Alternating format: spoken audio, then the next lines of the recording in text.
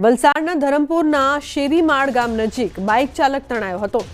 માન નદીમાં એક બાઇક ચાલક તણાયા બાદ શોધખોળ શરૂ કરાઈ હતી। કલાકોની શોધખોળ બાદ આખરે નદીમાંથી બાઇક મળી આવ્યું। ચંદ્રપુરના તરવૈયાઓની ટીમે બાઇક શોધી કાઢ્યું તો બીજી તરફ યુવકની શોધખોળ યથાવત છે। સ્થાનિક તરવૈયાઓ અને એનડીઆરએફની ટીમ પણ શોધખોળમાં લાગી છે। તો શોધખોળ બાદ નદીમાંથી બાઇક મળી આવ્યું છે, પરંતુ બાઇક ચાલકની શોધખોળ હજુ પણ યથાવત છે। તો વલસાડના આ દ્રશ્યો સામે આવી રહ્યા છે, જ્યાં બાઇક ચાલક તણાયો હતો। શેરીમાળ ગામ નજીક બાઇક ચાલક તણાયો હતો। બાઇક ચાલક યુવક હજુ પણ નથી મળ્યો, તેની શોધખોળ યથાવત છે। જો કે શોધખોળ બાદ નદીમાંથી બાઇક છે તે મળી આવ્યું છે, પરંતુ યુવકનો હાલ પતો નથી લાગ્યો। તો વલસાડના દ્રશ્યો અત્યારે આપ જોઈ રહ્યા છો। રેસ્ક્યુની ટીમ ત્યાં આ બાઇક ચાલકને શોધી રહી છે। બાઇક ચાલક તણાયો છે।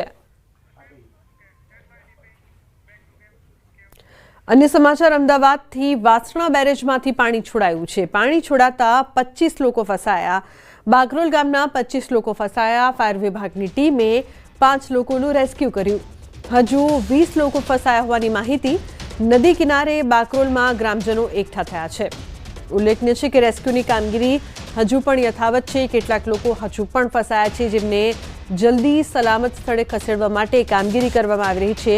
તંત્ર પણ પહોંચ્યું છે ત્યાં। વાસણા બેરેજમાંથી પાણી છોડાતા કેટલાક લોકો ફસાયા હતા। 25 લોકો ફસાયા હોવાની માહિતી મળી રહી હતી, જેમાંથી 5 લોકોને રેસ્ક્યુની કામગીરી દ્વારા બચાવી લેવામાં આવ્યા છે, જ્યારે હજુ પણ કેટલાક લોકો ફસાયા હોવાની માહિતી સામે આવી રહી છે।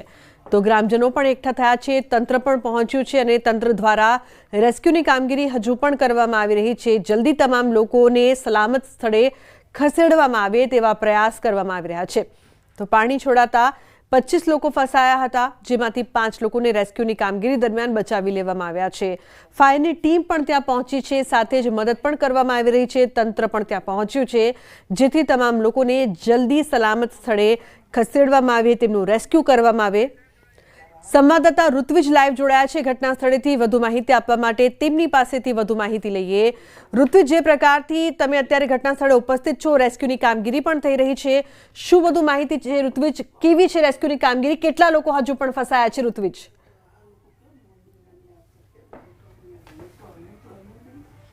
કુલ 20 થી વધારે લોકો ફસાયા હોવાની આશંકા હતી અને જ્યારે ગામવાસીઓએ ફાયર બ્રિગેડને જાણ કરી હતી, ત્યારે અમદાવાદ ફાયર બ્રિગેડ છે તે ઘટના સ્થળ પર પહોંચ્યું છે અને આપ દ્રશ્યમાં જોઈ શકો છો, હાલમાં ફાયર બ્રિગેડ દ્વારા જે રેસ્ક્યુની કામગીરી છે તે હાથ ધરવામાં આવી છે। કેટલાક લોકોને બચાવી લેવામાં આવ્યા છે, જ્યારે હજી પણ કેટલાક લોકો જે અંદર ફસાયા હોવાની આશંકા છે ને તેને ધ્યાનમાં રાખીને ફાયર બ્રિગેડની ટીમ છે તે અહીં પહોંચી છે અને ફાયર બ્રિગેડ દ્વારા હાલમાં અહીં રેસ્ક્યુ કામગીરી છે તે કરવામાં આવી રહી છે। અને આપ જોઈ શકો છો દ્રશ્યની અંદર જે બચાવ કામગીરી છે, સામેની બાજુ જે કામ ચાલી રહ્યું હતું ત્યાં કેટલાક લોકો ફસાયા હોવાની આશંકા છે અને ત્યાં હાલ ફાયર બ્રિગેડની ટીમ છે તે પહોંચી છે।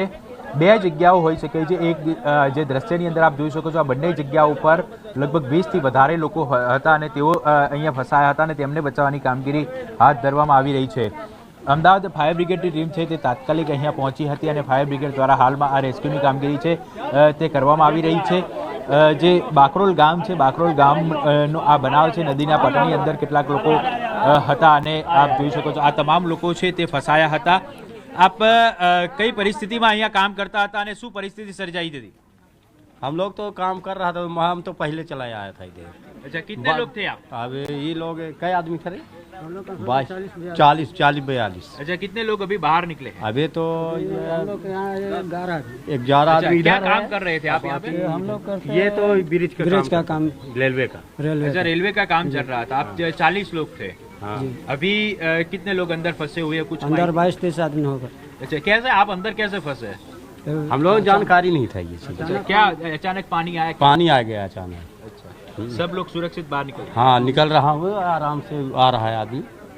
हाँ, તો આપ જોઈ શકો છો અહીંયા જે કામગીરી ચાલતી હતી, રેલવેની કામગીરી હતી અને તે દરમિયાન જે કેટલાક શ્રમિકો હતા તે અંદર ફસાયા હતા અને તેઓને હાલમાં અહીંથી બહાર કાઢી લેવામાં આવ્યા છે। લગભગ 10 થી વધારે લોકોને બહાર કાઢવામાં આવ્યા છે, જ્યારે હજી પણ લગભગ 20 થી 25 લોકો ફસાયા હોવાની આશંકા છે અને તેને ધ્યાનમાં રાખીને હાલમાં અમદાવાદ ફાયર બ્રિગેડની ટીમ છે તે અહીં કામગીરી કરી રહી છે અને ફાયર બ્રિગેડની ટીમ દ્વારા ખાસ જે લોકો અહીં ફસાયા છે તેઓને સુરક્ષિત રીતે બહાર કાઢવાની કામગીરી કરવામાં આવી રહી છે, કારણ કે અચાનક જ જે પાણીનો પ્રવાહ આવ્યો હતો અને પાણીના પ્રવાહને કારણે તેઓ બહાર ન નીકળી શક્યા હોવાનું જે લોકો ફસાયા હતા તેઓ હાલમાં કહી રહ્યા છે.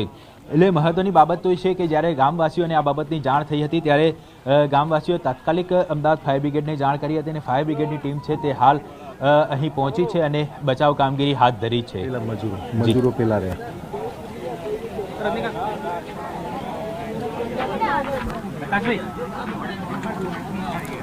ઋત્વિજ, જે પ્રકારથી હાલ રેસ્ક્યુની કામગીરી કરવામાં આવી રહી છે અને હજુ પણ ઘણા બધા લોકો ફસાયા હોવાની જે પ્રકારથી માહિતી મળી રહી છે, તંત્રના કોઈ લોકો સાથે આપની વાતચીત થઈ હોય, કેટલો સમય હજુ લાગશે રેસ્ક્યુ કામગીરીમાં?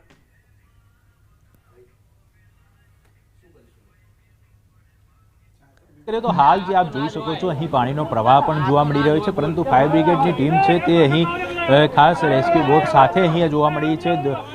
જે બચાવ કામગીરીના તમામ જે સંસાધનો છે તેના સાથે ફાયર બ્રિગેડની ટીમ અહીંયા જોવા મળી રહી છે અને ગામવાસીઓ પણ અહીં પહોંચ્યા છે. એટલે જલ્દીમાં જલ્દી આ રેસ્ક્યુ ઓપરેશન પૂર્ણ થાય, એટલે કે જે પણ લોકો ફસાયા છે 20 થી 25 લોકો પણ હજી ફસાયા હોવાની આશંકા છે. એટલે તો ઉપરવાસમાં વરસાદને કારણે સાબરમતીમાં પાણીની આવક વધી ગઈ છે. રિવરફ્રન્ટ પર વરસાદી પાણી વચ્ચે સાપ પણ નજરે પડ્યો છે. તો ધરોઈ ડેમમાંથી પાણી છોડાયું છે. સાબરમતી નદીની જળસપાટીમાં વધારો, પરંતુ રિવરફ્રન્ટમાં સાપ પણ જોવા મળી રહ્યા હોય તેવા દ્રશ્યો અહીંયા સામે આવી રહ્યા છે. તો પાણી સાથે સાપ પણ રિવરફ્રન્ટમાં દેખાયા. સાબરમતી નદીમાં પાણીની આવક વધી છે. ઉલ્લેખનીય છે કે ઉપરવાસમાં વરસાદના કારણે સાબરમતીમાં પાણીની આવકમાં વધારો થયો છે, ત્યારે રિવરફ્રન્ટ પર વરસાદી પાણી વચ્ચે સાપ નજરે પડ્યા. તો હિંમતનગરમાં ફરી જામ્યો છે વરસાદી માહોલ. હિંમતનગરના ગ્રામ્ય વિસ્તારમાં ભારે વરસાદ વરસી રહ્યો છે. ગાંભોઈ, કરણપુર, વીરાવાડા, ગામડી, હમીરગઢ સહિતના ગ્રામ્ય વિસ્તારમાં વરસાદી માહોલ. વરસાદને લઈને નીચાણવાળા વિસ્તારમાં પાણી ભરાયા છે. ખેડૂતોમાં ચિંતાનો માહોલ જોવા મળી રહ્યો છે. સુરેન્દ્રનગરના ધ્રાંગધ્રા શહેરમાં વહેલી સવારથી વરસાદને લઈને મુખ્ય બજારમાં પાણી ભરાયા. તો ધ્રાંગધ્રા શહેરમાં રાજકમલ ચોક, શક્તિ ચોક સહિતના વિસ્તારોમાં પાણી ભરાયા છે. લાંબા વિરામ બાદ શહેરી વિસ્તારમાં વરસાદથી ગરમીમાં આંશિક રાહત મળી છે. શહેરી વિસ્તારમાં ઠેર ઠેર પાણી ભરાતા વાહન ચાલકોને હાલાકીનો સામનો કરવો પડ્યો છે. દ્વારકાના વર્તુબે ડેમના દરવાજા તેમજ સાની ડેમના પાણીની આવક સતત ચાલુ રહેતા રાવલ કલ્યાણપુર માર્ગ પર પાણી ફરી વળ્યા છે. કલ્યાણપુર તાલુકાના જામ, રાવલ અને કલ્યાણપુરને જોડતા રસ્તા પર પાણી. રોડ ઉપર પાણી ફરી વળતા સાવચેતીના ભાગરૂપે વાહન વ્યવહાર માટે રસ્તો બંધ કરાયો છે. વર્તુબે ડેમના 6 દરવાજા 4 ફૂટ ખોલવામાં આવતા રાવલ નગરપાલિકાએ વાહનમાં જાહેરાત કરી સાયરન વગાડી લોકોને સાવચેત રહેવા માટે અપીલ પણ કરી છે. તો રાવલ ભાણવડ પંથકના ઉપરવાસના વરસાદના કારણે ડેમમાં પાણીની આવક સતત ચાલુ રહેતા ડેમના દરવાજા ખોલવામાં આવ્યા છે.